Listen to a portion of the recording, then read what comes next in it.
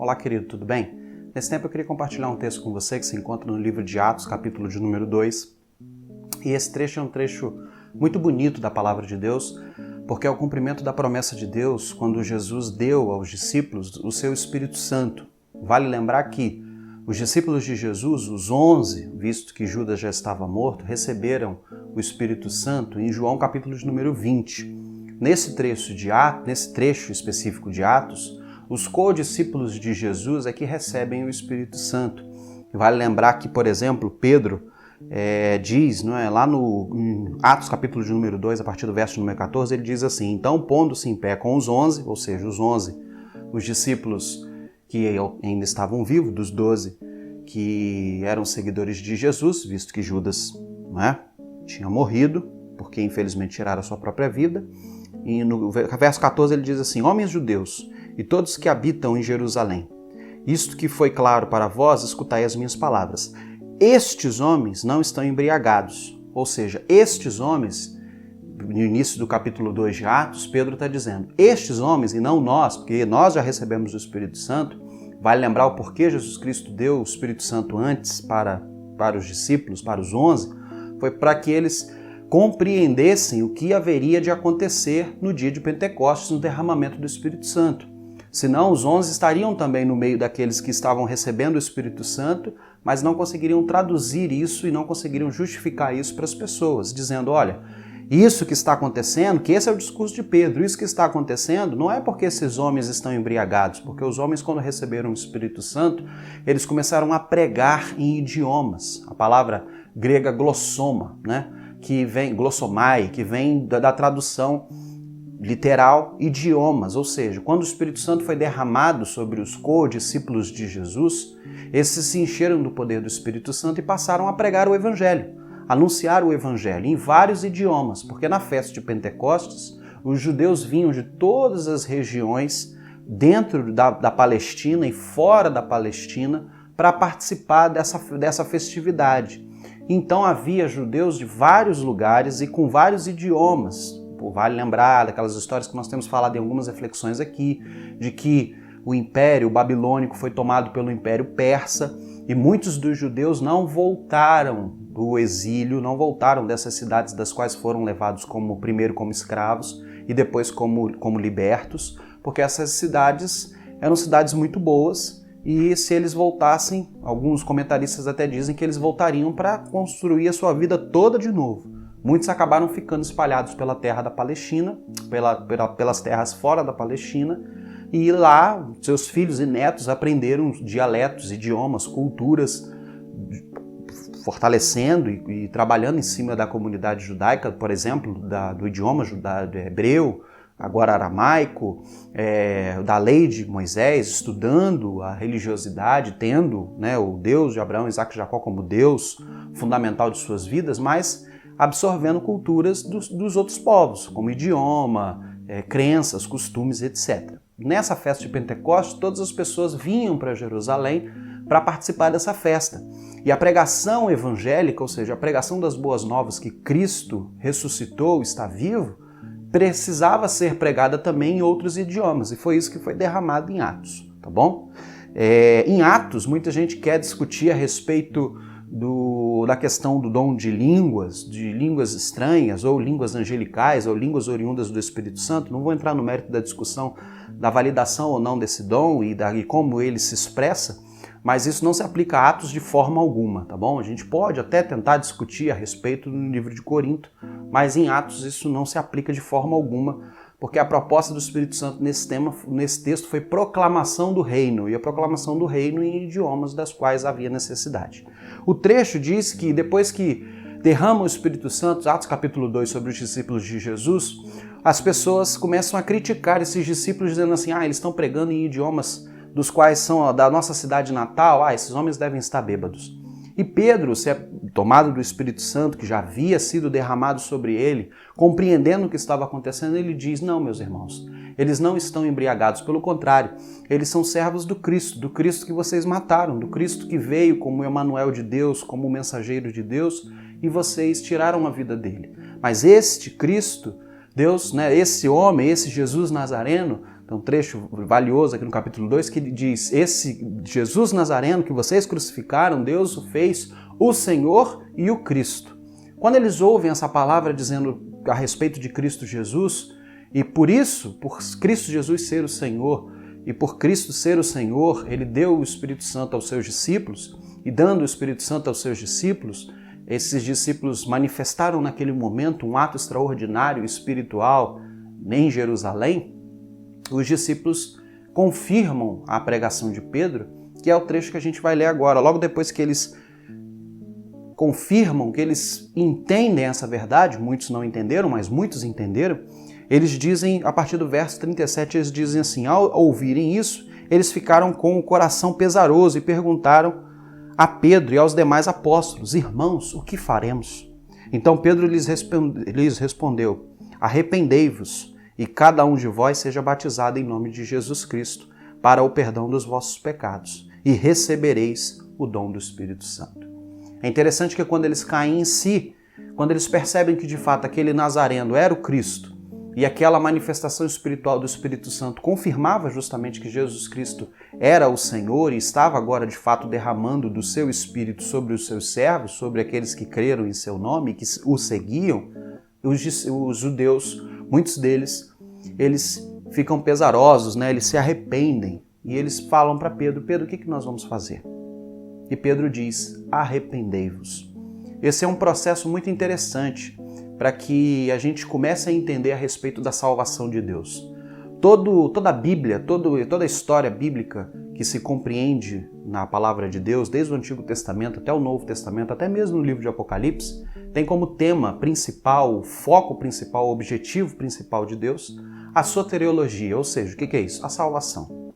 Tem como foco, tem como objetivo mostrar a nós o amor de Deus, a misericórdia de Deus, o perdão de Deus. E não só isso, mas a proposta de Deus de nos trazer, primariamente, a uma vida de transformação e, em segundo plano, a uma vida plena e gloriosa com Ele eternamente. É interessante que todo o registro bíblico, desde o Antigo Testamento até o Novo, até a pessoa de Cristo Jesus, a manifestação esplendorosa do próprio Deus a nós, a manifestação da graça de Deus de forma esplendorosa a cada um de nós, você vê que todos os textos bíblicos, todas as passagens bíblicas precisam ser interpretadas sob o princípio de que Deus ama tanto as pessoas que deseja que as pessoas estejam perto dele, andando com ele, vivendo com ele, para que essas pessoas experimentem uma vida transformada, melhor, progredindo dia a dia, sendo enchidos e abastecidos pelo próprio Deus e andando com Deus, acertem também a vida das pessoas que estão à sua volta. A vida das pessoas que estão à sua volta. E também caminhando essas pessoas, encaminhando essas pessoas, o próprio Deus, para que um dia essas pessoas estejam com Ele eternamente. Então é importante que a gente sempre perceba esse tema na Bíblia. E por isso a gente está falando sobre esses processos de salvação. O primeiro deles é o arrependimento. Esse processo ele é maravilhoso, porque é justamente quando a gente compreende as verdades da palavra de Deus, compreende a pessoa de Cristo Jesus e a gente compreende que a gente precisa se arrepender dos nossos pecados, dos nossos erros, ou traduzindo de melhor forma, como por exemplo o Champlin, que eu uso muito, gosto muito do teólogo Champlin, ele vai dizer que arrependimento é justamente quando você dá um fim, você dá um basta à própria rebelião da sua vida contra Deus. Muitas vezes o nosso pecado, e traduzindo, por exemplo, o próprio Gruden, teólogo Gruden, que escreveu uma teologia sistemática, quando ele fala sobre pecado, ele vai dizer que pecado é transgredir as leis de Deus. Mas não é só isso. Pecado é quando você se opõe a Deus. E toda vez que você se opõe a Deus, você traz mal à sua vida. E quando você dá um basta nisso, você não deixa de ser pecador, você não deixa de falhar, você não deixa de ter as suas mazelas, as suas fraquezas. Isso é inerente ao comportamento humano fragilizado por causa do pecado. Mas você dá um basta nessa rebelião contra Deus e você cria um acordo com Deus, você se junta ao Senhor para viver com Ele eternamente. Agora, com Ele aqui na terra, tendo da sua companhia, dos seus valores e da presença do próprio Espírito Santo em nós, como também eternamente, quando nós daqui partirmos. Sabemos que a nossa vida aqui, ela tem um final, mas ela não terá um final pós-morte. A gente sabe disso por meio da palavra de Deus. Então, quando a gente toma essa decisão de não se rebelar mais contra Deus, a gente ganha uma nova existência. O arrependimento, somado à fé, traz a nós um processo de conversão. Lembra que a palavra conversão lembra o verbo convergir, não é, que a gente usa muito no trânsito. Convergir à esquerda e à direita. Não é? O que significa isso? É mudar de direção.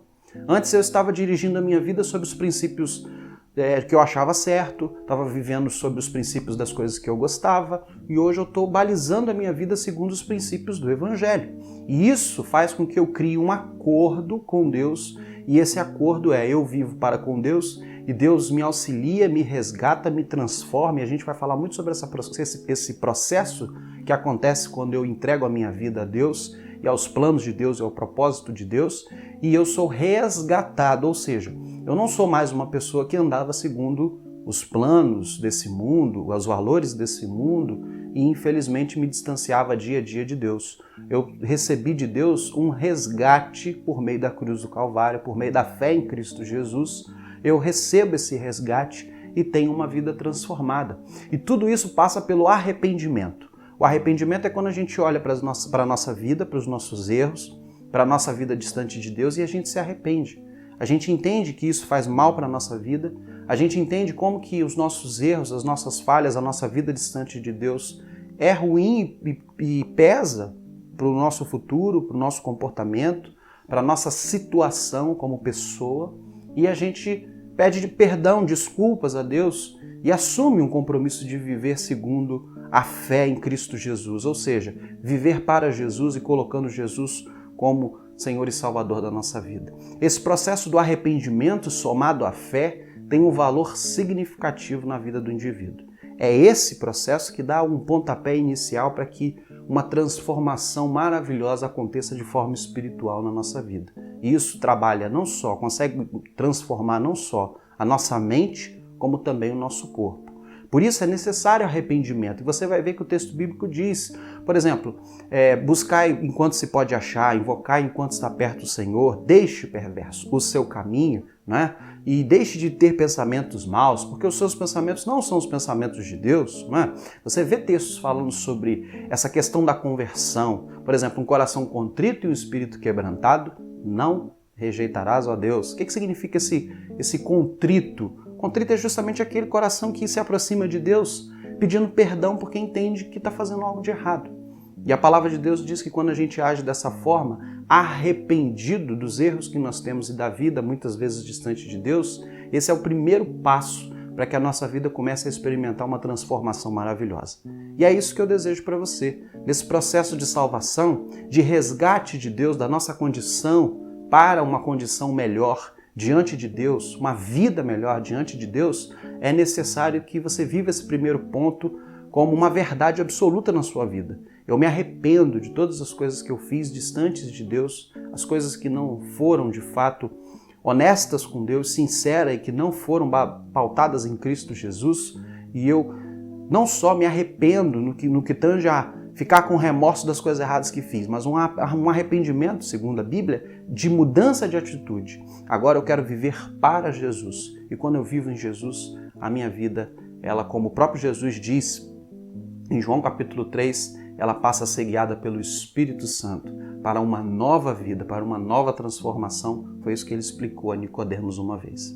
Vamos orar? Deus, nós agradecemos porque o Senhor nos deu a pessoa de Cristo Jesus para nos mostrar, ó Deus, que nós precisamos crer nele para ter uma vida, ó Deus, de satisfação, uma vida, ó Deus, cheia da tua presença, da tua companhia e da tua direção. Clamamos para que nós consigamos, ó Deus, pela tua misericórdia, nos arrependermos dos nossos erros e que o teu Espírito Santo mostre onde e o que nós estamos fazendo de errado para que a nossa vida receba essa transformação e que essa transformação seja impactante e transformadora a nossa vida. É o que nós oramos, ó Deus, nos arrependendo dos nossos erros, para que o resgate do Senhor nos socorra, nos dê alegria, nos dê paz e nos dê a certeza de que agora somos filhos teus e que, caminhando como filhos teus, estamos, ó Deus, endereçando, ó Deus, trazendo a nossa vida à tua presença, tanto agora como eternamente. Nós clamamos, ó Deus, e pedimos para que essa seja uma verdade vivida por cada um de nós,